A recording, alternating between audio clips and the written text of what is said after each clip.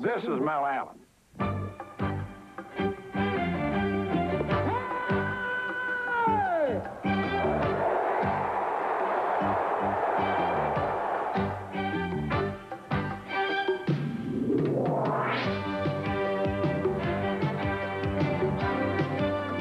Coming up on This Week in Baseball, Raiders of the New West rack up a string of wins with an old formula: pitching and more pitching. The original Hammerin' Hank. Wise throws a fast curve, and Greenberg slaps it out into left field. It may drop in there for a base hit. It is a home run for Hank Greenberg.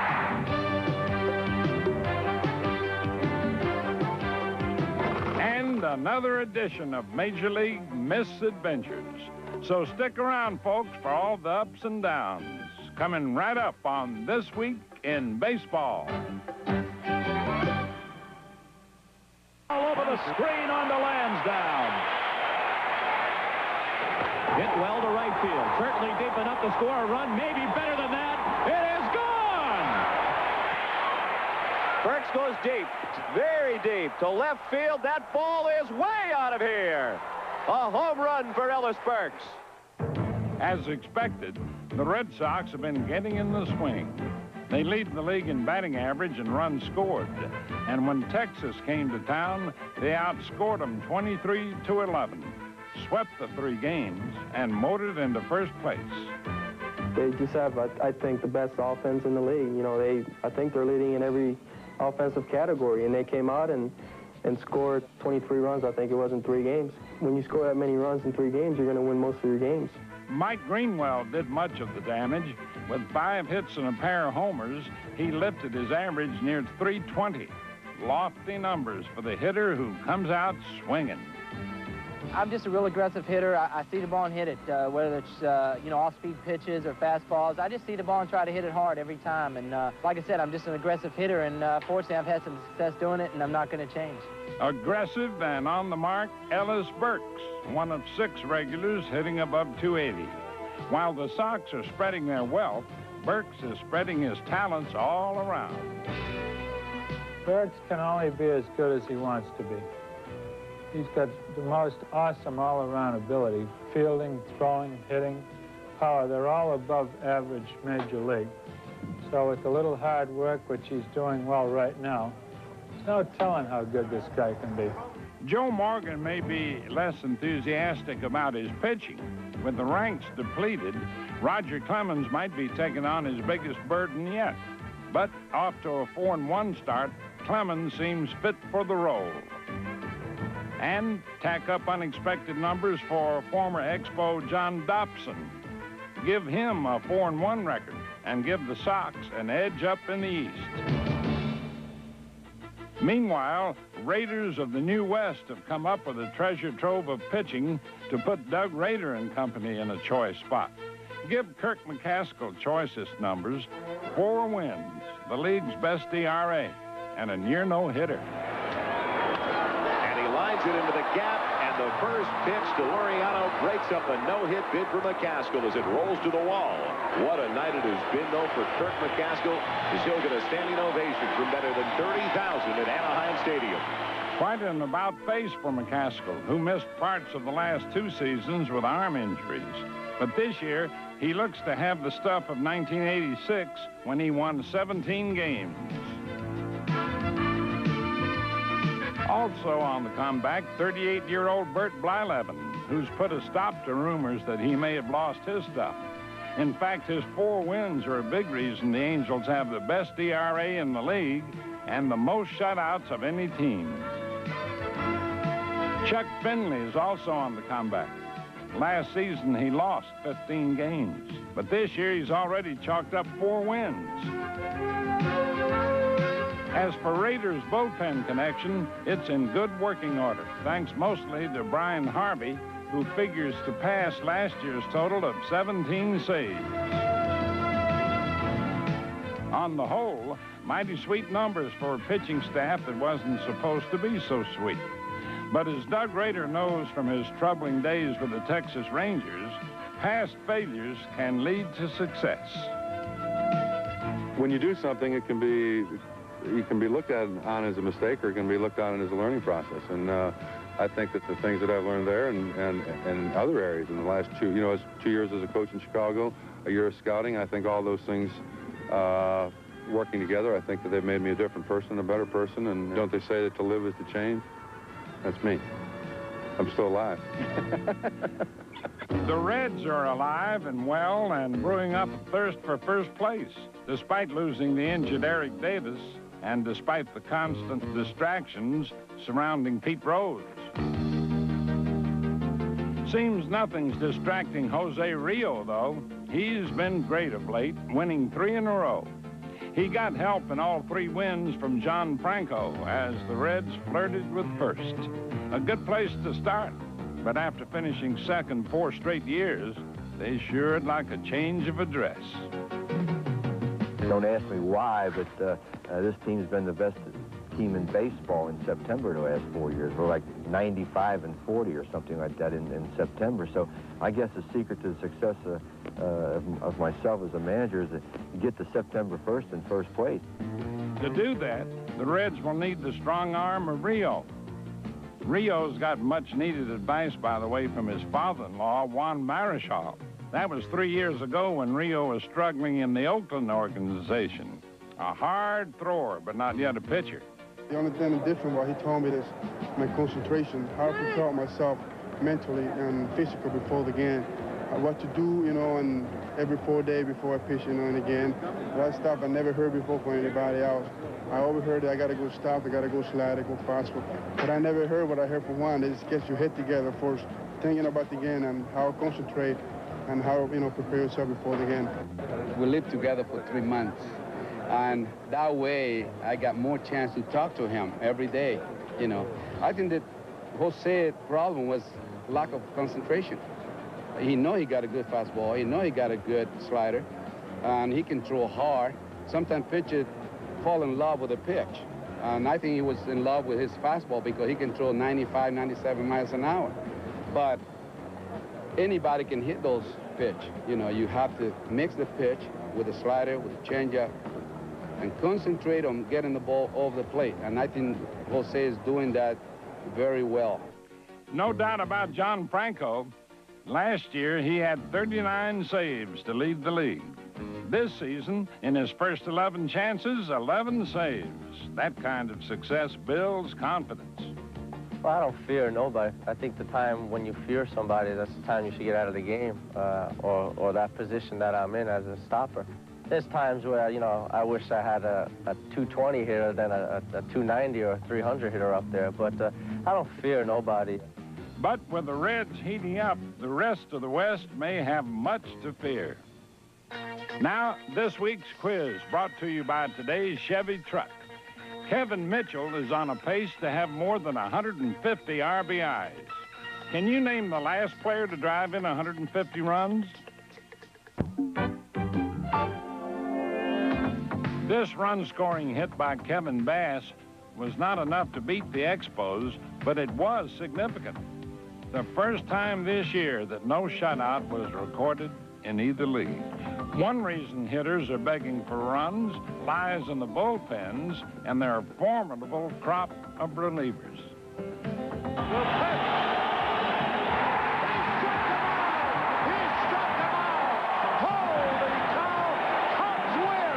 The Cubs' Mitch Williams earned 10 saves in his first 12 chances, while San Diego's Mark Davis has been perfect, 13 for 13. It seems that every team boasts a strong bullpen these days, newcomers like Seattle's Mike Schooler. But despite the emergence of other dominant relievers, Dennis Eckersley is still number one. Where would the A's be without him? With 10 saves, he could outdo last year's total of 45. I never pitched 3 days in a row, and to get that many save opportunities, I mean, you have to be so fortunate, The days that you do pitch is always a save. I mean, it's insane. And that's why it's hard to duplicate a season like that. I'm willing to bet that if we play good and we're ahead of games, you'll see Dennis Eckersley save total in the 40s again. Because he's the same guy as he was last year. He's probably throwing the ball a little better because he's in even better shape. And he's got this good arm with excellent control. When he spots pitches and he's got 4 or 5 fastballs, he's got one that throws up and in, up and away, low and in, low and away. And he can throw a breaking ball for a strike. So those are the things that you look for in a reliever. From an Oakland star of the present to a hitting hero for all time, our Hall of Fame series recalls baseball's original Hammerin' Hank. The late legendary Hank Greenberg. In 11 years with Detroit, he led the Tigers to 4 pennants and 2 world championships. He hit 331 homers.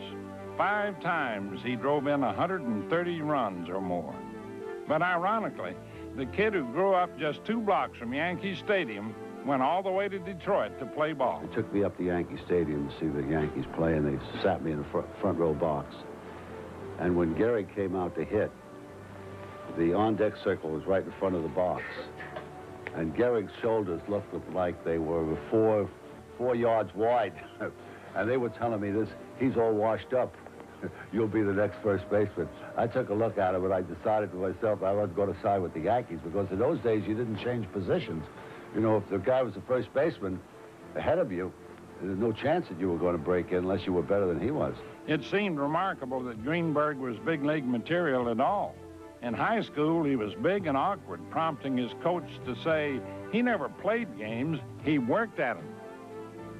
He just had such a will to be a great player, and he used all the physical capabilities that he was born with to the maximum.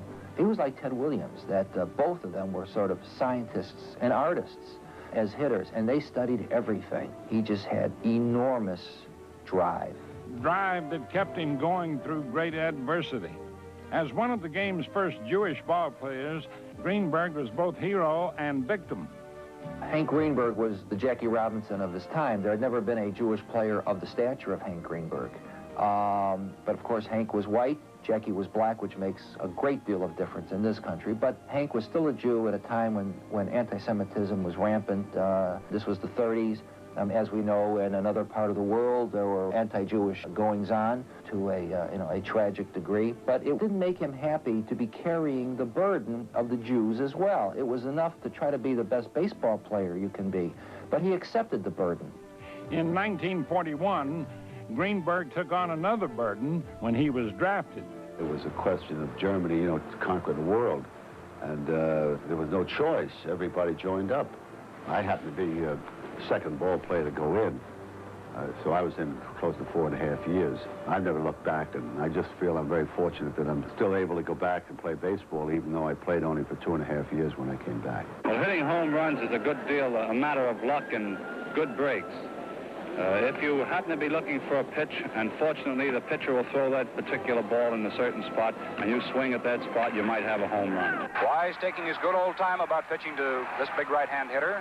1 ball, 1 strike on right-hand hitting Hank Greenberg.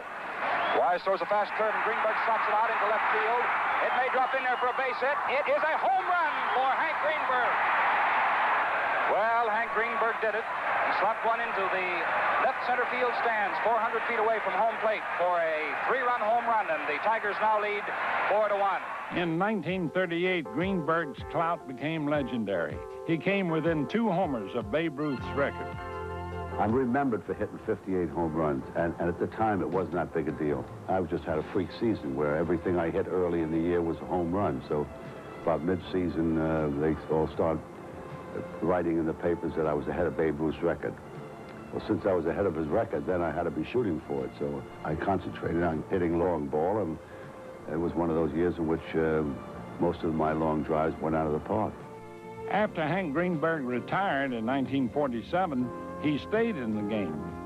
First as general manager of Cleveland, then as part owner of the White Sox.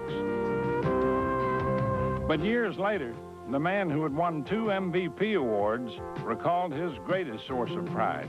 I like to feel that having had the privilege of being a ball player, there's some inspiration to kids that, you know, look up to you, that make heroes out of you, even though they don't know you. And at least I've tried to pattern my life on that, on the fact that I'm out there in the limelight, so to speak, in baseball, and that there's a lot of kids out there that don't normally know of me, and if I set a good example for them, that maybe it'll in some way affect their lives. And I guess that's what I'm most proud of. We were proud of you, Hank. And now the answer to this week's quiz, brought to you by today's Chevy truck. In 1962, Tommy Davis drove in 153 runs, more than any player since. Baseball's a delicate matter where things blow hot and cold. One slip-up and everything goes up in smoke. As a rule, it seems best to stay cool and never play the fool and always avoid ridicule. But you know what they say, rules are made to be... Well, what do you say?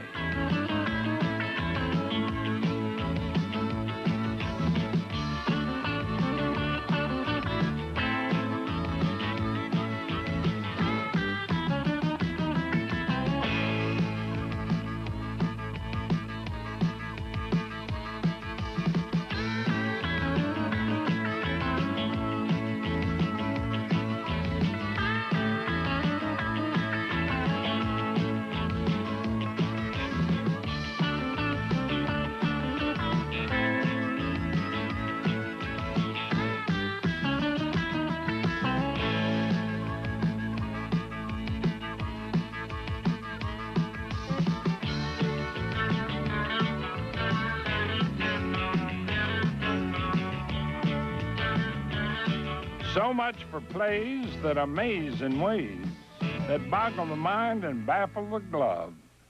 Turn now to red-hot glove work, big league style. First, a scorching catch from the sidelines. And now we go to the headliners. Kansas City's Luis de los Santos. St. Louis Cardinals' Ozzie Smith. Candy Maldonado, Giants. The Pirates, Jose Ling. Houston Astro, Gerald Young. Out of nowhere, the Cubs, Vance Law. Also out of the blue, Jerry Brown, Cleveland. Pure acrobatics at first, the Cubs, Mark Grace.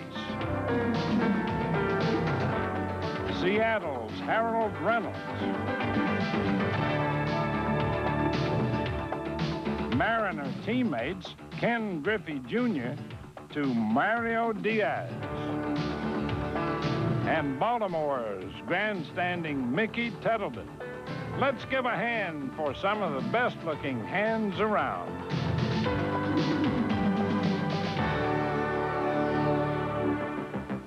Now, let's open the notebook for This Week in Baseball's Twib Notes from around the majors. Ain't nothing bashful about Mark McGwire's bat in Detroit. With this homer to help beat the Tigers, McGwire continued his career assault at Tiger Stadium. In 17 games, 11 homers, 20 RBIs, and a batting average of .362.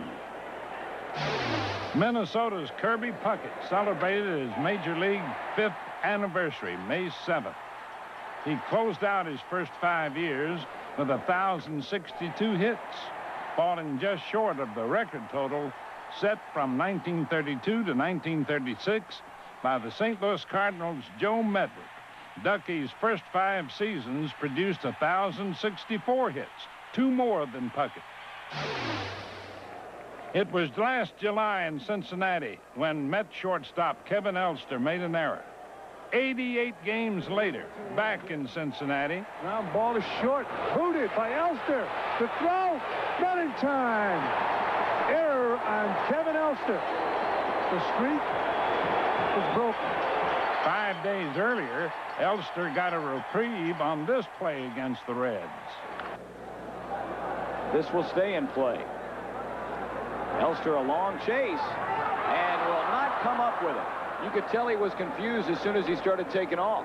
And Kevin Elster has committed an error for overrunning it, folks, and you have seen it. But Johnny Bench's call was too hasty because Elster was not given an error on the play, and his record streak continued. Meanwhile, Boston catcher Rick Cerrone also had a streak on the line. And the ball is swung on, foul back. Chased by Cerrone, and has the ball get away from him. A tough play, but nonetheless an error for Cerrone, thus ending a Major League catching record. 159 games without an error.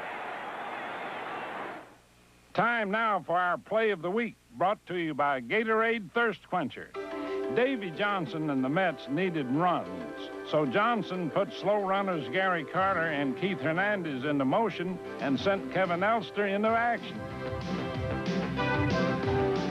There goes the runners, and it works. Very aggressive play by the whole Met crew there. That's one way to end a scoreless streak of 27 innings.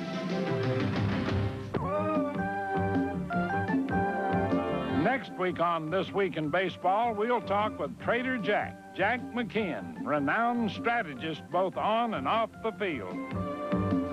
That's all for now, folks.